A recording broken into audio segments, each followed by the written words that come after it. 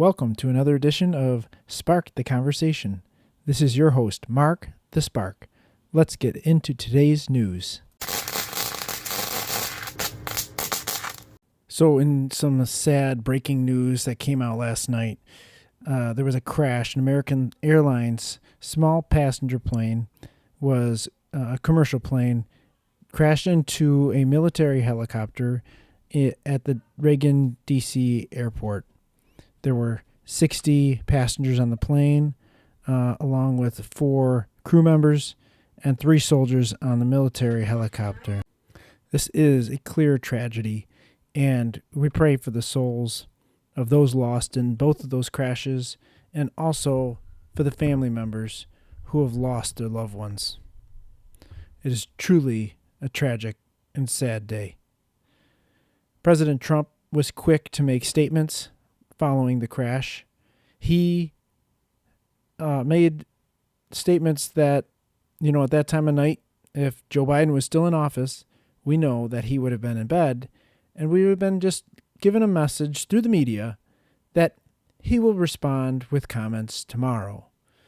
And then tomorrow would come, and it would be about noon, and they would all of a sudden put out a statement, and then somebody would write a speech for him, and he would try to get through it without stumbling through the words and being completely incoherent. Or maybe Karine Jean-Pierre would come out and, refer you to a bunch of other departments for answers, for questions, and we may not ever get those answers. And then 6 months later, a year later, maybe longer, the NTSB would come out with some kind of statement about a report that they made without any real conclusion or answers. Thankfully, now we have a different administration in control, and we have answers already. And so Donald Trump made a statement last night, immediately following the crash, which is something unusual. And we have some clips from his statements, and I also have some video of the crash. There's a few different angles that have come out. One came out today that's a different angle. Looks like from maybe the airport itself. Might have been some security cams from outside the airport building. And one was a security camera. It looked like from a building in D.C. that you could see from a distance the lights of the 2 aircraft, and then you could see the explosion, which is just very distressing. They're still in preliminary investigation. They've already said that all lives have been lost. There will be nobody saved. They transitioned from a rescue mission to a recovery mission this morning. They were in waist-deep water of the Potomac River, where both of the aircraft crashed into. And there was also some air traffic controller recordings that came out, but they really didn't give it much information except for, did you see that? Came out from one of the tower controllers. So Donald Trump gets into his speech. It's kind of long. So this clip that I'm going to put up next includes Donald Trump and also Pete Hegseth from the Department of Defense, and also Sean Duffy, who's the Secretary of the Department of Transportation. Just the other day, I was just saying he was confirmed, and hopefully we wouldn't have to hear from him for a while. Mainly saying that, not that he was bad at his job, but anytime we have to hear from him typically is because there was some kind of transportation disaster. So that was my hope. Unfortunately, we didn't get very long into his new job before we did have to hear from him, and it was a truly tragic situation to hear the statement. So our hearts go out to the families, and our prayers go out to their families. God rest the souls of those killed in the crash. We're going to go into, first I'm going to show you the clips of the crash, and you'll see kind of how it happened. I'll give you a rundown as we go through it because there's no audio. Okay, so you can see the airplane That first, it's showing the explosion, but then you can see the center airplane is the lights that are coming in for a landing. You can see the helicopter with a flashing light and a dimmer light coming in from the left side, and then obviously the collision and crashing into the Potomac River, which is just scary. Here's another angle. This is from the airport side. You can see the explosion, and they point out that you really can't see the helicopter very well coming in from the left. This is another, I'm not sure the accuracy of this, but this is showing the helicopter that was going along the Potomac River, and you could see the erratic moves that it's making. The red airplane is indicating the helicopter, and the other planes are ones that are taking off from the Reagan airport. So you could see a lot of erratic movements from the helicopter. Now this could be explained, by doing the night mission. They're trying to follow the river. They may be receiving instructions to avoid other aircraft. They may be just, making those decisions on their own. But then you can see on final approach the contact with the American Airlines airplane. Did you see that? X472. American 3130, go around, turn left in 250, climb maintain 3000. And here's the audio from You're the left in 350, 3000. American That was the only 3130. critical piece there. So as you can see, quite a disastrous outcome from this collision. It's just truly terrible to see. It's hard for anybody to understand how this could have happened. The one breakdown that I had, the video showing the traffic pattern of the military helicopter and the other aircrafts taking off from Reagan National Airport and the American Airlines plane that was trying to land at Reagan National Airport. It's very concerning. I have yet to hear an explanation of why these planes and the helicopter were flying so close to each other. The other concern that's come up numerous times is the altitude of the helicopter, which should not have been at the altitude it was at ever. There were some reports that the ceiling for a helicopter in that area should have been 200 feet, and collision happened around 300 feet is what has been reported. Of course, these are all preliminary reports, but if that flight pattern video is accurate, it's very concerning to see that this helicopter had to make so many different maneuvers during its flight that seemed erratic. I mean, there were some pretty sharp turns as planes are taking off and approaching it. It seems definitely unusual and something that needs to be looked into.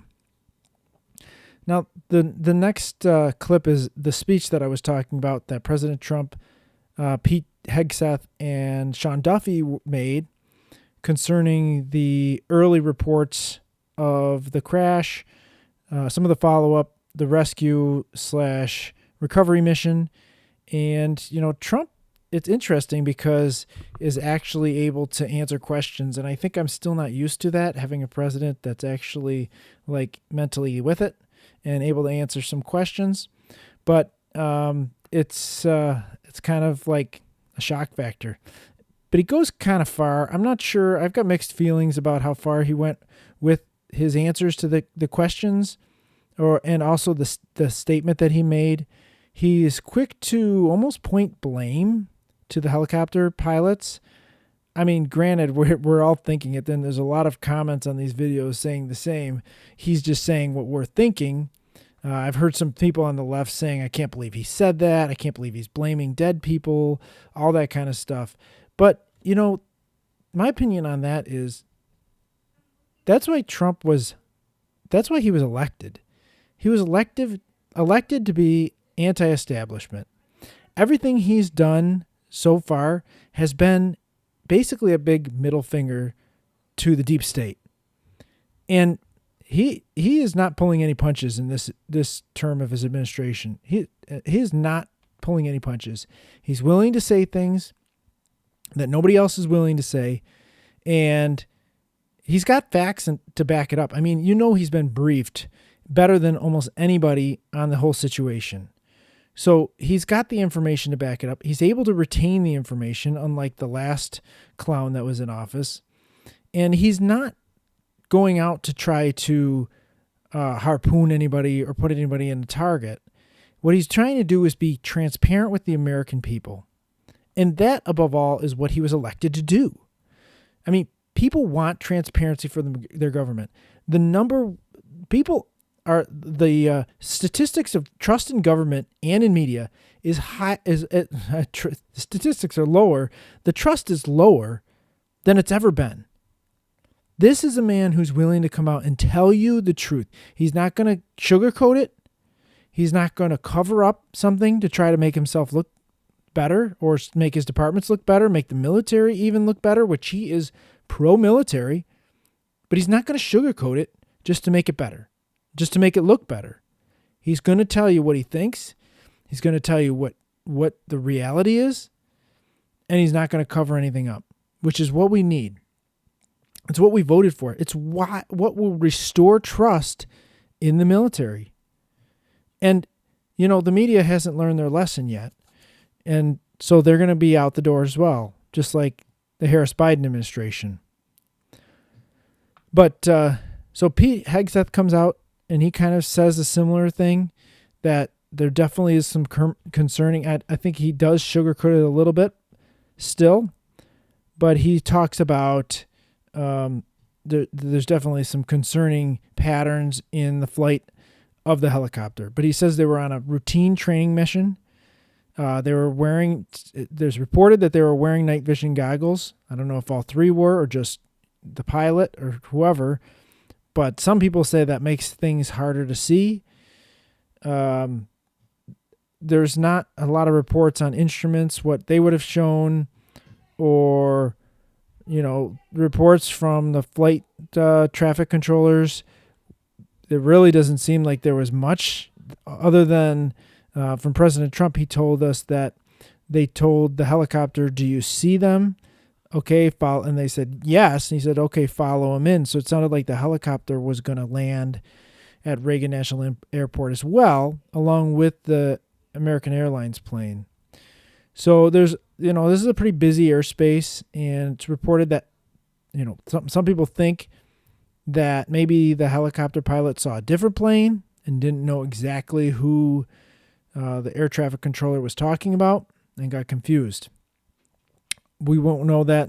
Maybe we'll find out from some cockpit recordings.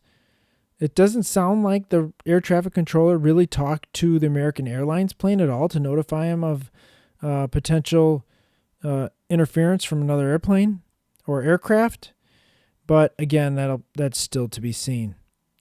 On the plane, there were a lot of people coming back from a ice skating, figure skating training session, I think it was, or a competition of some sort. So there was some U.S., I think they said there were 14 U.S. figure skaters, and so also some Russian figure skaters. There were also a couple of Chinese nationals on the flight. So a lot of different nationalities, a lot of different countries had people on the plane that were impacted and that were killed. So this is definitely an international issue for sure. The last plane crash that we've had in the United States happened near me in New York, and that was, over 15 years ago. So the statistics of safety in the airline industry in the United States has been very good, but it doesn't excuse an avoidable tragedy that just happened. This is the clip. I'm going to roll it, and I cut through a lot of it, so it skips around. So if you feel like there's things missing, there are.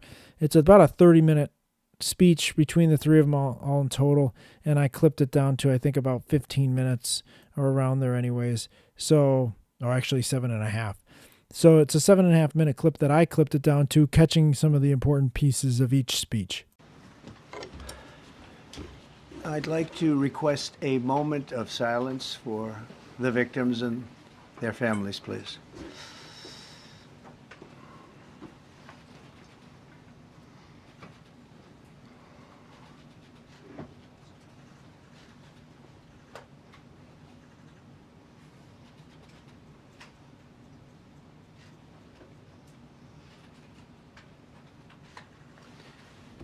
Thank you very much.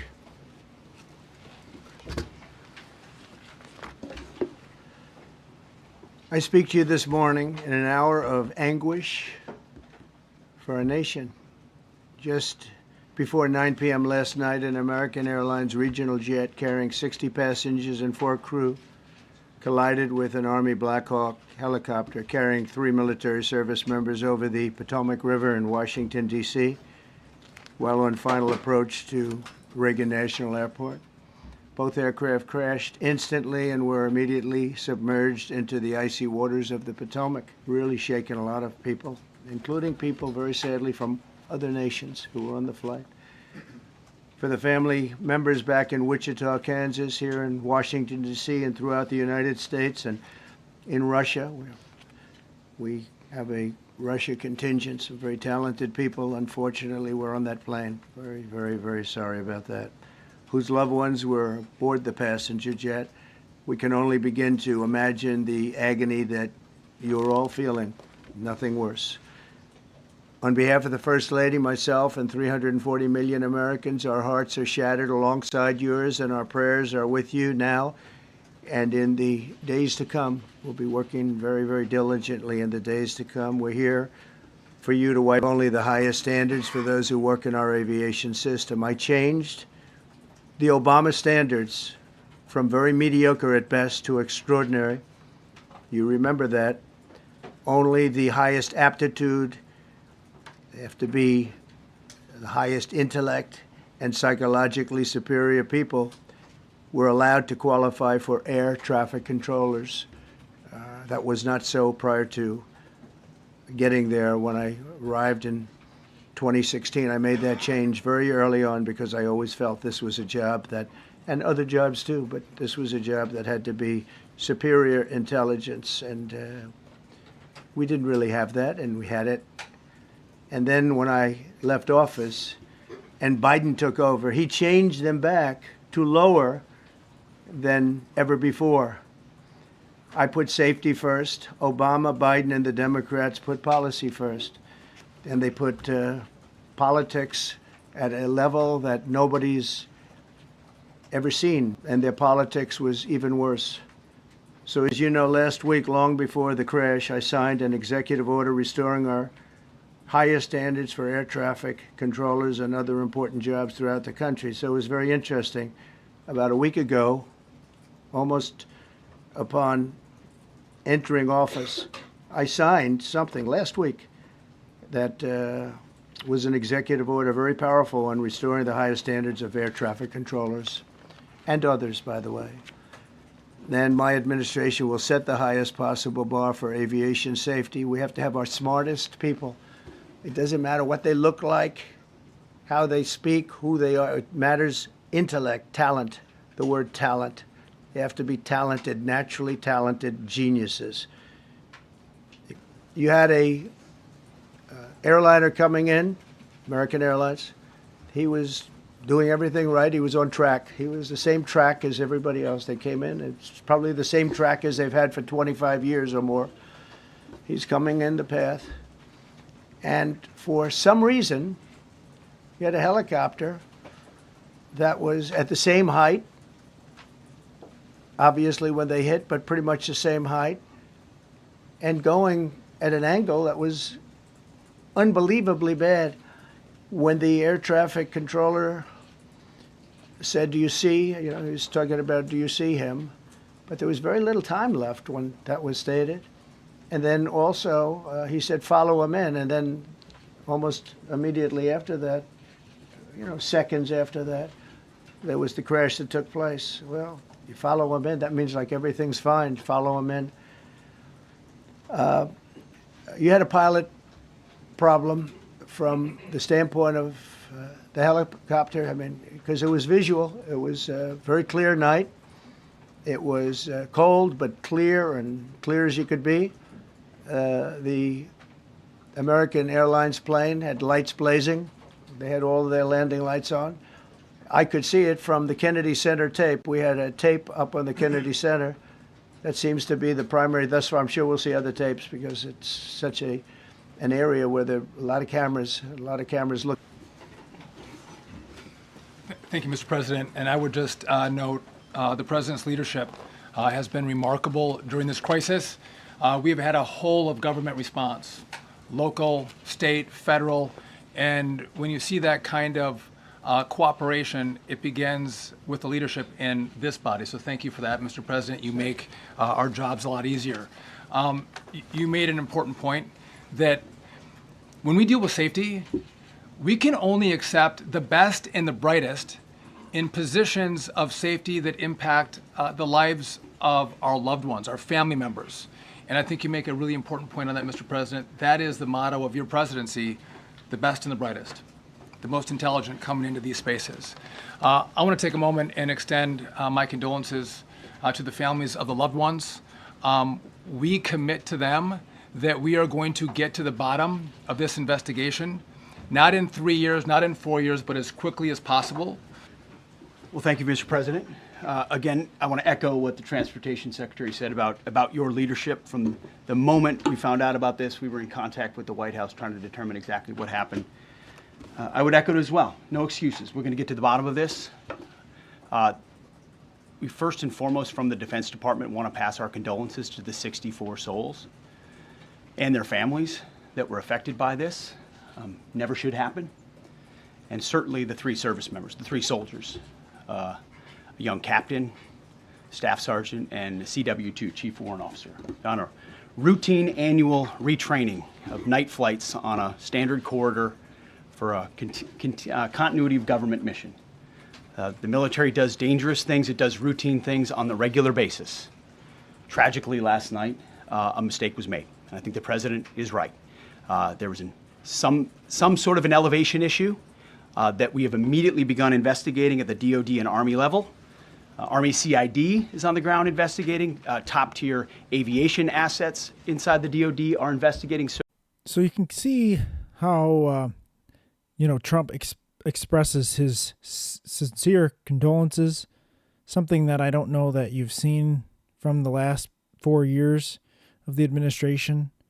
He offers prayers and a moment of silence. Again, things that you haven't seen in the last 4 years, or at least if you did, you didn't believe that they were sincere. You saw transparency, something you haven't seen in decades from the federal government. You saw somebody who was willing to speak his true opinions on things, whether you like it or not, whether you think it's not the time or whether you think it is. You saw him talking about the problems of DEI and talking about some of the changes that the Biden administration made in the last 2 years even. He talked about some that were made in 2022, some that were just increased recently, even this month, that could have led to this, that could have led to the hiring of not the top people that you would want in those jobs. I mean, you're putting your lives in these people's hands. This is a job that requires a significant amount of intelligence, a significant amount of focus, a significant amount of restraint and self-control. And we can't be hiring people because of what color they are, what gender they think they are. We need to hire them because they're the best at what they do. We need to restore meritocracy to every job in this country. We need to restore meritocracy to our government agencies. We need to restore meritocracy to our military. And so I think you're going to see that this is a key point that needs to be made, mostly because an election was won on this point, mostly because they received a mandate from the American people to fix these critical pieces of our government, to make us safe, to keep us protected in the skies, on the ground, protect our country's borders, which we'll get to a little bit later. They received a mandate in the last election. And so I think you're going to see this over and again throughout, whether there's a crisis or not. It's something that's going to be reoccurring. So in our next news, I want to talk about day 2 of Robert F. Kennedy's hearing in front of the Senate. There were some clips that came out again yesterday that were pretty interesting. So we're going to start with Bernie Sanders. He seems to be kind of obsessed with baby onesies that say things about vaccines. You shouldn't have the freedom to buy a onesie that says something, apparently, is his opinion. And that would be what he thinks. Here's that clip. They are selling what's called onesies. These are little things, clothing for babies. One of them is titled Unvaxxed, Unafraid. Next one, and they're sold for $26 a piece, by the way. Next one is No Vax, No Problem. Now, you're coming before this committee and you say you're pro-vaccine. Just want to ask some questions. And yet your organization is making money selling a child's product to parents for $26, which casts fundamental doubt on the usefulness of vaccines. Can you tell us now that you will, now that you are pro-vaccine, that you're going to have your organization take these products off the market? Senator, I have no power over that organization. I'm not part of it. I resigned from the board. Yeah, that was just a few months ago. You founded that. You certainly have power. You can make that call. Are you supportive of this? I've had nothing to do with leadership. Are you supportive of these onesies? I'm supportive of vaccines. Are you supportive of this clothing, which is militantly anti-vaccine? I am supportive of vaccines. Right. I will. I want good science, and I want to protect. But you will not. So you see, his mission is to have good science, ask the right questions, and to have a healthy America. Apparently, Bernie Sanders doesn't want that. Of course he wouldn't, because, again, he made a ton of money from pharmaceutical companies. Well, not from pharmaceutical companies, according to him, but from employees of pharmaceutical companies, which would probably be protecting their own interest if that was the truth, and donating to Bernie Sanders because they know that he's going to propel their industry. I doubt many pharmaceutical companies or their employees donated much money to Robert F. Kennedy's presidential campaign that he ended only recently when he dropped out to endorse President Trump, when he realized the Democrats had turned on him and how dangerous they were and how fake they were, which we've all seen, haven't we?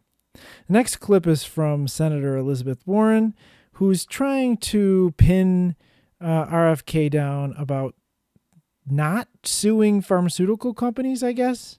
Let's see that. I'm asking about fees from suing drug companies. Will you agree not to do that? You're asking me to not sue drug companies, No, and I'm not going to agree to that, drug Senator. companies as much as you want. I'm not going to agree to not sue drug companies or anybody. So let's do a quick count here of how, as Secretary of HHS, if you get confirmed, you could influence every one of those lawsuits. Well, let me start the list. You could publish your anti-vaccine conspiracies, but this time on U.S. government letterhead, something a jury might be impressed by. You could appoint people to the CDC vaccine panel who share your anti-vax views and let them do your dirty work.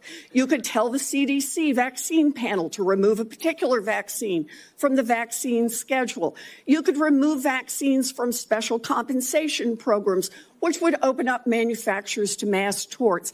You could make more injuries eligible for compensation. I support vaccines. I support the childhood schedule. I will do that. The only thing I want is good science, and that's it. And she goes on with that list, which is pretty long and boring and kind of something we don't even really need to hear. She's just grandstanding and trying to take up her time, I guess, wasted on non-essential things. But RFK keeps pointing to the fact that he's just trying to ask the questions that need to be asked. He's just trying to go after good science, and he's just trying to make America healthy again. Maha. So she sounds completely insane. She is completely insane. Obviously, we've seen it before. She's the crazy cat lady today. The other day it was Kirsten Gillibrand. Today it's Elizabeth Warren. So she goes on a little bit about talking about making America healthy, or I should say, RFK does. Here's that continuation of this questioning. About then say you won't make money off what you do as Secretary of HHS.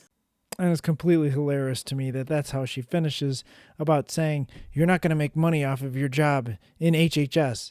And I think to myself, yes, because only senators can make money on the side from the job that they do for our government, right? I mean, we've seen that again. Senator Warren seems to be doing all right. Bernie Sanders seems to be doing okay with his multiple houses. AOC started off being worth about $30,000. Now is a multimillionaire. Nancy Pelosi's husband, Paul, seems to be doing great in the stock market.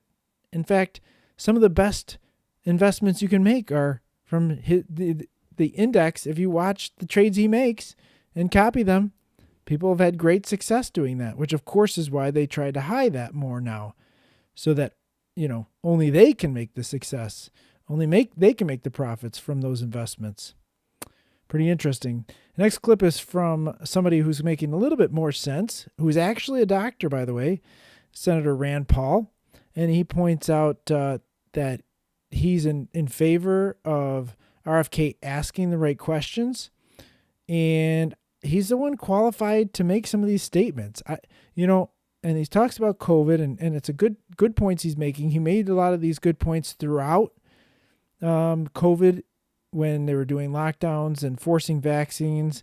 He was the one asking the questions. So it's good to have somebody to help do the same thing, because we definitely need more people asking questions. And, that's a lot of the points that RFK makes is what is wrong with asking questions? What is wrong with following the science, the actual science, instead of just whatever we feel is best, like putting on masks that don't work or forcing vaccines on little babies? Here's that clip from Rand Paul. Chose to wait on my hepatitis B vaccine, and we did it when they went to school. Does that make me an awful person? Does that make me an anti-vaxxer because I questioned the government dictate of whether I do it? And I'm not speaking for anybody else. I'm only speaking for myself. But for goodness sakes, let's have an honest debate about these things. The COVID vaccine. If you ask me my opinion, the reporters run up and down the hall and they say, you still anti-vaccine? No, I'm pro-vaccine. But on the COVID vaccine and on the COVID illness, there was a 1,000-fold or more difference between the elderly and children. If you don't acknowledge that, you're committing malpractice. You're showing your ignorance. If you say a 6-month-old must be mandated to get it, the science is not there. So all this blather about the science says this and the science says that, no, it doesn't. The science actually shows that no healthy child in America died from COVID. Look it up. No healthy child died from COVID. And so the thing is that it's 1,000-fold greater. So if you ask me my advice as a physician, if you were 65 or older or overweight and some other conditions, I would have said, hell yes, I'd take the COVID vaccine. The risks of the disease were real and much greater than the vaccine. But if you ask me, should my healthy 6-month-old get it? See, these are the nuances you're unwilling to talk about because there's such a belief in submission. Submit to the government. Do what you're told. There is no discussion. There ought to be a debate. And there, of course, he's making a lot of the same arguments that RFK is making. Some great points about COVID, some great points about having the discussion, having a debate, doing the research of, the things that may be commonly held knowledge or thoughts or opinions, but there's really no data to back any of it up. So he's just reaffirming a lot of the same things that you and me have concerns about. We don't know. There's a lot of talk about autism. There's no cause been determined. And there's been a lot of back and forth about whether vaccines, especially pushing them so early in life, so many of them so early in life, whether that makes a difference or not. There's a lot of questions on whether or not that has an effect. First, somebody said there wasn't. Then somebody says it's been discounted. The claim has been debunked. Has it? Do we trust that it has? I don't know. It really doesn't seem like it's been researched. So that's part of restoring the trust in the medical, field too. Is having somebody transparent. Again, having somebody. The word of the year, the word of this administration is going to be transparency. Because for once, people are willing to come out and say their opinions. You may not like it, but they're willing to say it.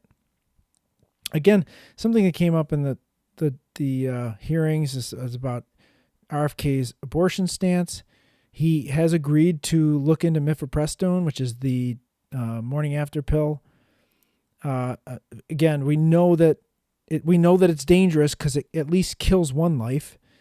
So it's clearly a poison, a toxin.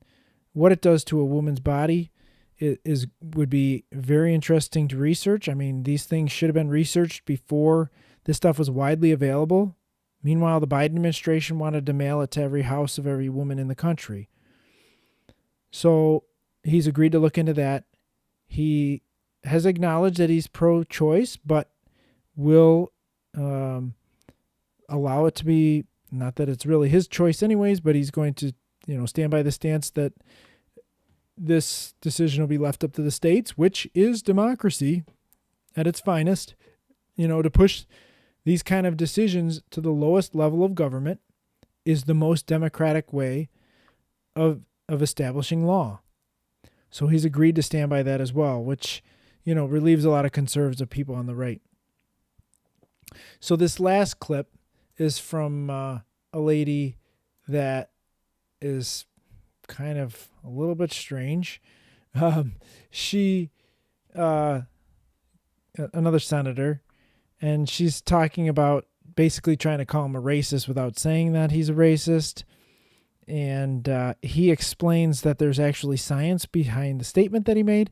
But I think the biggest takeaway from this, and you'll see this in the clip, the biggest takeaway from this clip is showing how scared they are of anybody questioning any establishment. It's pretty, when you look at it from that angle, it's pretty obvious the fear that they have about asking questions and freedom of speech, which is why they try to stifle it the best they can. Quote, "We should not be giving black people the same vaccine schedule that's given to whites because their immune system is better than ours." Can you please explain what you meant? There's a series of studies, I think most of them by Poland, that show that to particular antigens that blacks have a much stronger reaction. There's differences in reaction to different products by different races. So I have 17 seconds left. Let me just ask you then. So what different vaccine schedule would you say I should have received? What different vaccine schedule should I have received? I mean, the Poland article suggests that blacks need fewer antigens than this is so dangerous. You get the same measles vaccine. Mr. Kennedy, with all due respect, that is so dangerous. Your voice would be a voice that parents would listen to. That is so dangerous. I will be voting against your nomination. So he goes, is pointing out that there's actually a study behind the information that he's giving out and the statement that he made. She has no science behind what she is saying. And she says, it's so dangerous. Well, she's trying to make you think what she's saying is dangerous is misinformation. But what she's really saying is that what's dangerous is questioning the science, questioning the long-held belief that certain medical treatments are good and a reluctance to receive those treatments or other treatments are bad. And if you disagree, if you have a different opinion, if you find an article or a study that disagrees with her long-held beliefs, then you're the bad person. You're the scary person. You're the dangerous person. And the interesting thing about the whole thing is because it's kind of a catch-22 where you can't win. He can't win. Where he says the reason they don't need the vaccines, or maybe not as strong or potent of a vaccine, is because they have a stronger immune system to certain diseases. Well, I think that's pretty common sense. And she refuses to accept it. So you can't say that, say, black people are more susceptible to heart disease. You can't say that because that's racist, even though it's true. But you also can't say, well, they have a better immune system for certain diseases because it's also racist. So you can't say that they're better at something. You can't say they're worse at something. You can't reference fact. She says it's dangerous. He says science is dangerous. The data is dangerous. I mean, come on. He's got the receipts. He's brought the receipts. She just doesn't want to read it. And so that's basically how the hearing went. You had some people in support of him, some people not in support of him. You had a lot of different people with a lot of different opinions. There's some Republicans concerned about his skepticism towards the vaccine schedule. There's also some that have concerns about the statements he's made about vaccines and his stance on abortion. There's, a lot of people that are behind him because they realize that these studies need to be done and stuff like that. 3 Republicans are definitely in his court. Senator Rand Paul from Kentucky, who we heard from, Senator Mullen of Oklahoma, and Senator Tuberville of Alabama. Mr. Mullen actually said that, a theory about autism, and he says, there's an issue that I have a father of 6, that when my kids come out from getting their vaccines, they look like a freaking pincushion. 72 vaccinations, which is mind-blowing, isn't it? When you think about that, they take them to a back room so you don't see it, and you don't realize how many it is. It's crazy. He says, when you start looking at the rise of autism, why wouldn't you be looking at everything? And that's a great question. Why wouldn't you be looking at everything? Why are they afraid? Like that other senator said, why are you afraid? Why are you scared of the question? And when you say you're scared of the question, it makes me wonder, what are you hiding? So it's very interesting to see that, they're so afraid of anybody questioning the established views that they have, questioning the establishment. And, you see that the statements President Trump has made so far, and the picks that he's made for his cabinet, almost all of them have been unusual, not your standard people for the job. Now, there are some standard ones. Marco Rubio, I think, is one that's probably a normal pick. He's a former presidential candidate. It's pretty common for people like that to get nominated for positions like this. But a lot of them are non-establishment picks. And I think besides transparency, the theme behind this Trump administration is going to be a big middle finger to the deep state. And I don't know if you feel the same way as I do, but I think it's been a long time coming, which is why he won so hugely, as he would say. That's why he won. People are sick of it. We're sick of the lies. We're sick of the cover-ups. We're sick of being treated like we're not smart enough. We're not important enough to know the information. And we're ready for a change. And we finally elected somebody who is not pulling any punches. And he's ready to roll up his sleeves and get to work. And he's shown that already. So the one other statement that he made was he was talking about the cost of the medical treatment in this country. And he mentioned something about premiums on Medicaid. Everybody said that was kind of an error because there are no premiums on Medicaid. I would argue that, of course, there are premiums on Medicaid. It's just not the users that are paying it. It's us. So I don't think it's a misstatement. Maybe it was just how he worded it was confusing or not the most accurate, but sure, there are premiums on Medicaid. It's just that they don't pay it. We pay it. And which is actually more dangerous because then when you don't see the cost of your own medical care, you're more likely to use it more often. That's been shown in some of these socialist countries, in countries like Canada. Anybody who has socialized medical care, you see that people are more willing to go to the hospital or see a doctor for minor issues that they normally would just go to the store. In the U.S., you'd go to the store and buy an over-the-counter medication and you'd be fine.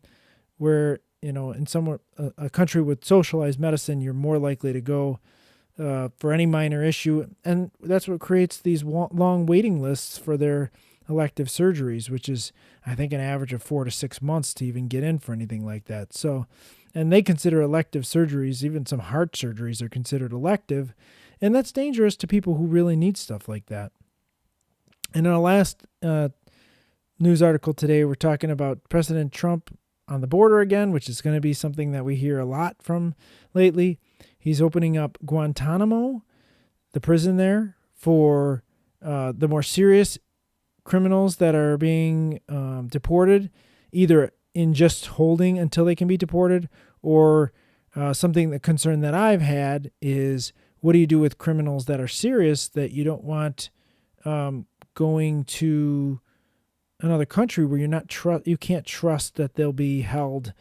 They won't be held in a prison. They might be back at our border again, and now you got murderers or rapists or drug dealers back at the border again when you didn't want them here in the first place. So that's a concern that I had for sure, and I'm glad that he's addressing it by opening up this facility to send them there instead. Here's that clip. Today I'm also signing an executive order to instruct the Departments of Defense and Homeland Security to begin preparing the 30,000-person migrant facility at Guantanamo Bay. Most people don't even know about it. We have 30,000 beds in Guantanamo to detain the worst criminal illegal aliens threatening the American people. Some of them are so bad we don't even trust the countries to hold them because we don't want them coming back, so we're going to send them out to Guantanamo. This will double our capacity immediately, right? And that's a tough place to get out of. So there you go. That's the answer to the question that I've had, and it definitely gives me some relief that these people aren't going to be back in our country again. Hopefully President Trump stays on this path, and I believe that he will. He's got more popularity than he ever has in his presidency, both presidencies. And he was elected with a mandate to take care of this issue for sure. And I think that he's going to continue down this path. He has Tom Homan as his border czar, who we've seen has been doing an amazing job. And we have Kristi Noem, who is now the Secretary of the Department of Homeland Security. She's also been out in force to help enforce immigration law. We've seen her in New York City. She was the South Dakota governor and also served in the U.S. House of Representatives representing South Dakota as well, and also was in their state legislature for many years. So she's got a lot of experience in government, both federal and state, and she's going to also help enforce the law and push this agenda.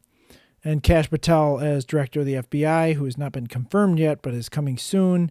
And it sounds like that one's going to be a little less controversial, as the FBI needs a huge shakeup, maybe a complete dismantling. We'll see what he's capable of fixing there.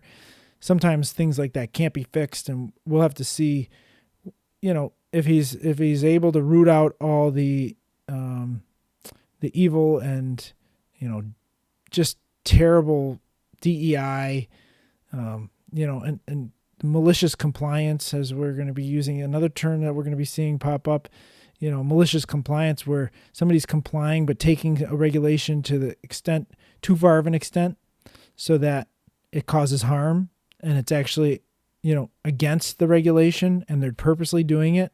And then they say, well, this is what you told me to do. I'm sure you've seen people like that in your own life. So Kash Patel hopefully can clean up the FBI, and we look forward to seeing that as well. So that's my news update for today.